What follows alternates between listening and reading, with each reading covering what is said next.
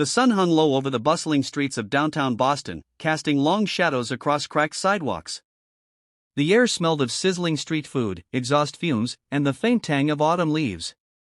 John Kennedy, senator at the time but already a name whispered in political circles, walked briskly through the crowd, unassuming in a plain coat and hat. He wasn't here for politics today, he was here for something simpler, something ordinary, a craving for a hot dog from a small street vendor he'd noticed the day before. He rounded the corner and approached the food cart, its faded red umbrella swaying gently in the breeze. Behind the counter, a middle-aged man with grease-stained hands and a hardened face flipped sausages with precision. "2 dogs, please," Kennedy said with a warm smile, trying to blend in. The vendor looked up. His eyes narrowed. "I don't serve politicians," he said, voice blunt and final. Kennedy froze, taken aback. "I'm not here for politics," he said, keeping his tone calm. "Just a regular customer." The man shook his head. "I don't care who you are.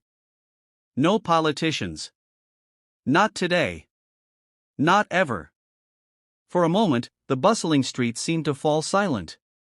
People passed, oblivious to the quiet confrontation, but Kennedy felt the weight of every second. It wasn't just about a hot dog anymore, it was a test of patience, humility, and understanding.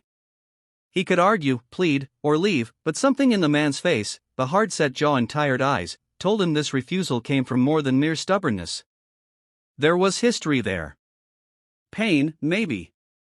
Disappointment, definitely. Kennedy took a deep breath. "I understand," he said softly. "I can leave. But may I ask why?" The vendor scoffed. "Why?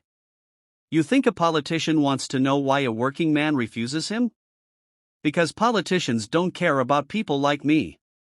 They make promises, shake hands, take pictures, then forget about us the moment the cameras leave." His hands stilled for a fraction of a second before he returned to flipping the sausages, but his voice had softened. Kennedy studied him carefully. He saw a man who had spent years fighting, surviving, maybe even losing.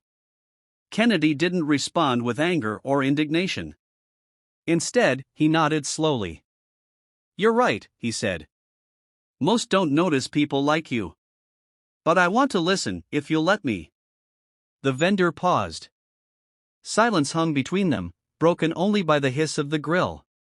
Then, almost reluctantly, he spoke.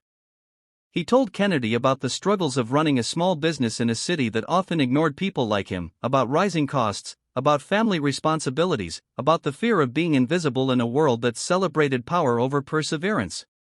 Kennedy listened, really listened. Hours passed like minutes.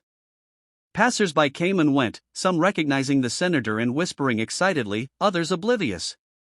By the time the sun dipped below the horizon, the vendor had said more than he had to anyone in years. "Kennedy, ha!